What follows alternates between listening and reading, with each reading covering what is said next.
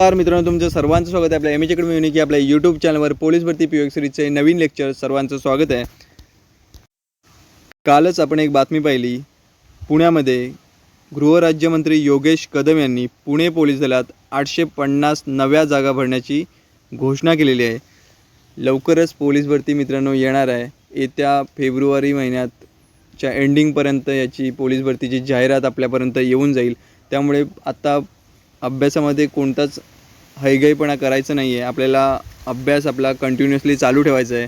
लगेचच आपल्याला एक आनंदाची बातमी मिळेल आणि जाहिरात जी प्रत्येक जिल्ह्याची जी आपली असेल पोलीस भरतीची ती आपल्यापर्यंत येऊन पोहोचेल.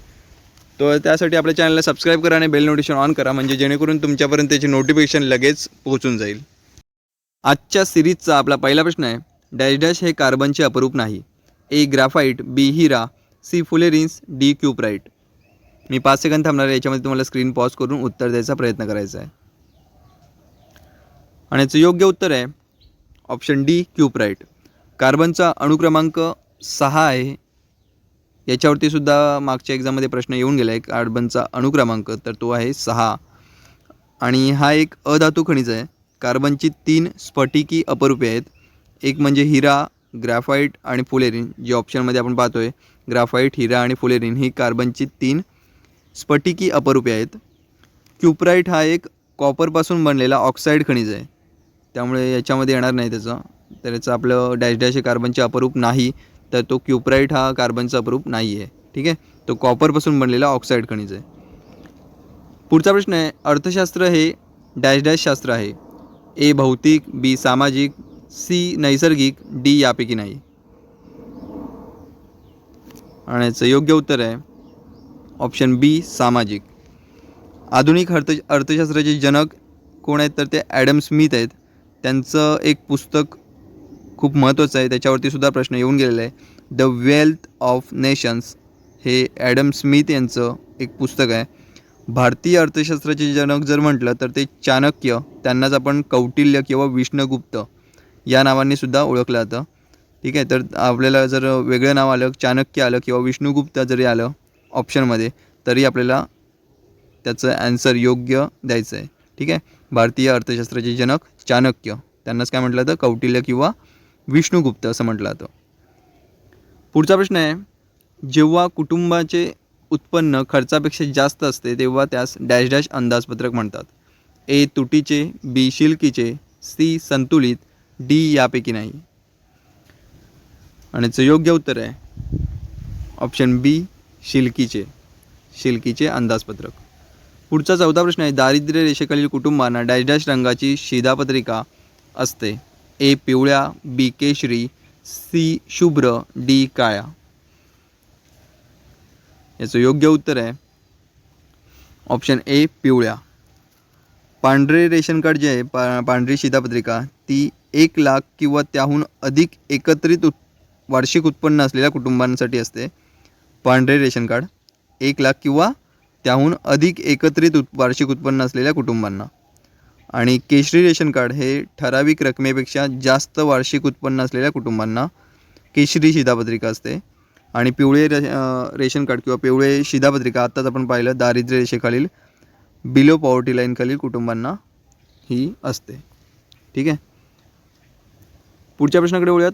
अप्रत्यक्ष कराचा अंतिम करभार कोणावर पडतो.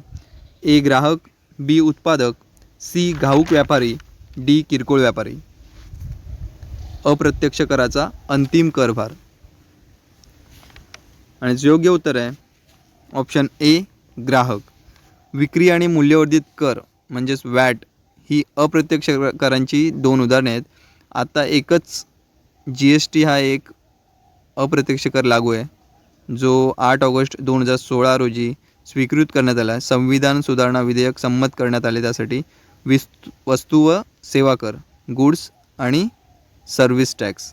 ठीक आहे, त्याचा फुल फॉर्मसुद्धा लक्षात असू द्यात, गुड्स अँड सर्व्हिस टॅक्स. याच्यावरती सुद्धा आत्ता मुंबईचे जे पेपर झाले त्याच्यामध्ये प्रश्न विचारला होता याच्या फुल फॉर्मवरती, गुड्स अँड सर्व्हिस टॅक्स. भारतात 1 जुलै 2017 पासून वस्तू व सेवा कर हा एकच अप्रत्यक्ष कर लागू करण्यात आलेला आहे. ठीक आहे, लक्षात असू द्यात, हे महत्त्वाचं आहे. 8 ऑगस्ट 2016 रोजी स्वीकृत करण्यात आला आणि 1 जुलै 2017 पासून वस्तू व सेवा कर हा एकच अप्रत्यक्ष कर लागू करण्यात आलेला आहे. पुढचा 6वा प्रश्न, गुडघ्याचा सांधा हा डॅश डॅश होय. ए उखळीचा सांधा, बी सरकता सांधा, सी बिजागरीचा सांधा, डी यापैकी नाही. आणि योग्य उत्तर आहे ऑप्शन सी बिजागरीचा सांधा. पुढचा प्रश्न आहे, क जीवनसत्वाच्या अभावाने डॅश डॅश हा विकार होतो. ए रातांधळेपणा, बी बेरीबेरी, सी स्कर्वी, डी यापैकी नाही. आणि याचं उत्तर आहे ऑप्शन सी स्कर्वी. पुढचा 8वा प्रश्न आहे, डॅश डॅश स्वयंपोषी वनस्पती नाही. ए जास्वंद, बी अमरवेल, सी डाळिंब, डी सदाफुली.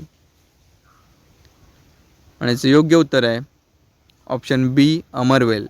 स्वयंपोषी वनस्पती नाही असं म्हटलं आहे, तर त्याचं उत्तर आहे ऑप्शन बी अमरवेल. पुढचा 9वा प्रश्न आहे, महाराष्ट्रातील पहिले कॅशलेस गाव कोणते. महत्त्वाचा प्रश्न आहे हा सुद्धा. ए ठाणे जिल्ह्यातील मुरबाड, बी धसई ठाणे, सी नारायणगाव पुणे, डी वसई पालघर. आणि याचं उत्तर आहे ऑप्शन बी ठाणे जिल्ह्यातील धसई हे महाराष्ट्रातील पहिले कॅशलेस गाव आहे. पुढचा प्रश्न आहे, भारताचा पहिला अंतराळवीर कोण. A Kalpana Chawla, B Sunita Williams, C Rakesh Sharma, D Manoj Sharma. आणि याचं उत्तर आहे ऑप्शन सी राकेश शर्मा. राकेश शर्मा यांनी 2 एप्रिल 1984 रोजी सोयूज T-11 यानातून अंतराळ सफारी केली होती. लक्षात ठेवायचं आहे, सोयूज T-11 या यानातून 1984 रोजी राकेश शर्मा यांनी सफारी केली होती. पुढचा 11वा प्रश्न आहे, देशाचे सरसेनापती कोण असतात. ए पंतप्रधान, बी सरन्यायाधीश, सी भूदल प्रमुख, डी राष्ट्रपती. देशाचे सरसेनापती.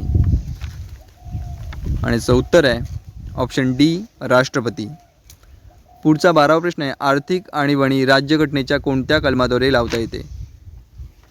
ए कलम 352, बी कलम 356, सी कलम 360, डी कलम 340. आणि याचं उत्तर आहे ऑप्शन सी कलम 360. आर्थिक आणीबाणी कलम 360. तर कलम 352 नुसार राष्ट्रीय आणीबाणीची तरतूद आहे. कलम 360 नुसार आत्ताच पाहिलं आर्थिक आणीबाणीची तरतूद आहे.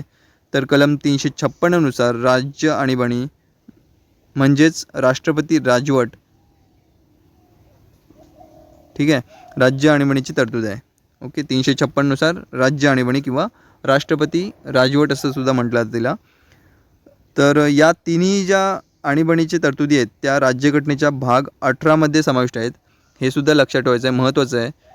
यावर सुद्धा प्रश्न विचारलेला आहे, आणीबाणीची तरतूद राज्यघटनेच्या कोणत्या भागामध्ये समाविष्ट आहे, तर ती आहे भाग 18 मध्ये. पुढचा प्रश्न आहे, भारतात प्रकाशित झालेले पहिले वर्तमानपत्र कोणते. Option A the Bengal Gazette, B the Calcutta Gazette, C Amrit Nawab Shujauddaula, D Mumbai Samachar. आणि योग्य उत्तर आहे option A the Bengal Gazette. The Bengal Gazette हे एक इंग्रजी वृत्तपत्र जेम्स ऑगस्टस हिक्की यांनी 1780 मध्ये सुरू केले होते. हे सुद्धा लक्षात ठेवायचे आहे, जेम्स ऑगस्टस हिक्की यांनी 1780 मध्ये सुरू केलेले आहे. महाराष्ट्रातील पहिले वृत्तपत्र सर्वांनाच माहिती आहे, दर्पण हे महाराष्ट्रातील पहिले वृत्तपत्र बाळशास्त्री जांभेकरांनी सुरू केलेलं आहे. पण काही वेळेला कन्फ्यूज करण्यासाठी असाही प्रश्न विचारतील की भारतातील पहिले मराठी वृत्तपत्र कोणते, तर त्याचं उत्तरसुद्धा दर्पण हेच द्यायचं आहे. ठीक आहे, याच्यामध्ये कन्फ्यूज नाही व्हायचं आहे. भारतातील म्हटलं फक्त, जर महाराष्ट्राच्या ऐवजी भारतातील म्हटलं म्हणूनसाठी मराठी वृत्तपत्र आपलं चेंज होणार नाही आहे. भारतातील पहिले मराठी वृत्तपत्रसुद्धा दर्पण हेच आहे. पुढचा प्रश्न आहे, डॅश डॅश हा रस्त्याचा प्रकार नाही. ए तालुका रस्ते, बी आरोग्य सुधारणा, सी ग्रामीण रस्ते, डी राष्ट्रीय महामार्ग. आणि योग्य उत्तर आहे ऑप्शन ए तालुका रस्ते. पुढचा 15वा प्रश्न आहे, मंगल हा डॅश डॅश आहे. ए उपग्रह, बी अंतर्ग्रह, सी बहिर्ग्रह, डी लघुग्रह. आणि योग्य उत्तर आहे ऑप्शन बी अंतर्ग्रह. अंतर्ग्रह कोणकोणते आहेत, तर ते आहेत बुध, शुक्र, पृथ्वी आणि मंगळ. त्यानंतर येतो लघुग्रहांचा पट्टा आणि त्यापुढे क्रमाने गुरु, शनी, युरेनस, नेपच्यून हे बाह्यग्रह येतात. ठीक आहे. तर अंतर्ग्रह कोणते कोणते आहेत मग? बुध, शुक्र, पृथ्वी आणि मंगळ. दोघांपैकी काहीतरी एकच लक्षात ठेवा, एक तर अंतर्ग्रह किंवा बाह्यग्रह. अंतर्ग्रह लक्षात ठेवलेत तर बुध, शुक्र, पृथ्वी आणि मंगळ. इतर सर्व उरलेले बाह्यग्रह. ओके, पुढच्या प्रश्नाकडे वळूयात. भारताच्या मध्यातून काय गेले आहे? ए विषुववृत्त, बी कर्कवृत्त, सी मकरवृत्त, डी यापैकी नाही.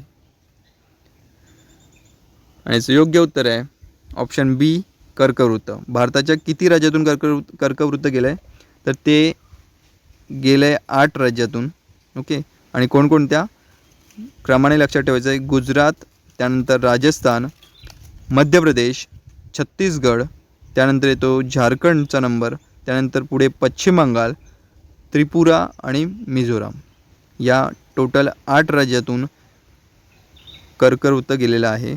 कर्कवृत्त ही एक काल्पनिक रेषा आहे आणि ती 23.5 अंश उत्तर दिशेतून गेले. ठीक आहे, 23.5 अंश उत्तर. लक्षात ठेवायचं हे सुद्धा. पुढचा प्रश्न आहे, महापौर आपला राजीनामा डॅश यांना सादर करतात. ए जिल्हाधिकारी, बी उपमहापौर, सी विभागीय आयुक्त, डी यापैकी नाही. महापौर आपला राजीनामा डॅश यांना सादर करतात. आणि याचं योग्य उत्तर आहे ऑप्शन सी विभागीय आयुक्त.